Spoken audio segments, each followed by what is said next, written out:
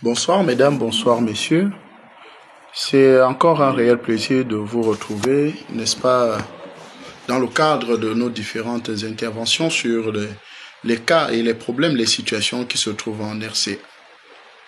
Le gouvernement américain, au travers d'une ONG appelée USAID,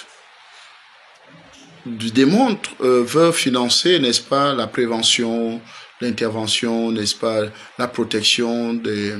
populations et du personnel médical contre la variole qui sévit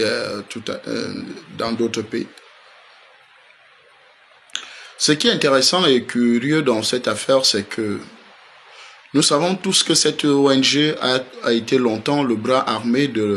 des Américains sur plusieurs territoires, sur les territoires africains,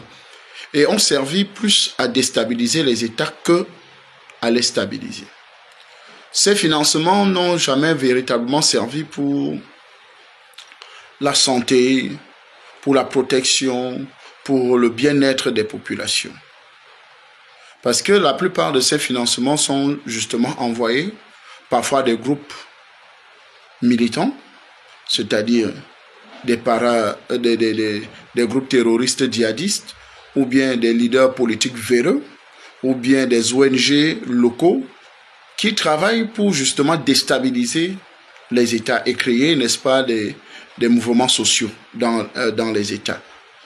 Manipulation de la société civile et tout là. Donc, nous savons tous que les ONG venues de l'Occident ne sont pas là en Afrique pour aider, n'est-ce pas, les populations. Et donc, ce financement de USAID pour justement aider les populations ou bien soi-disant les services médicaux aux centrafricains ne sont pas la bienvenue. D'ailleurs, nous interpellons le gouvernement centrafricain d'ouvrir les yeux et que si véritablement les financements doivent parvenir à cette ONG, que ces financements-là soient logés dans le budget de l'État centrafricain, dans sa politique, n'est-ce pas, de lutte contre les pandémies, contre il y a un ministère de la Santé au niveau de la RCA.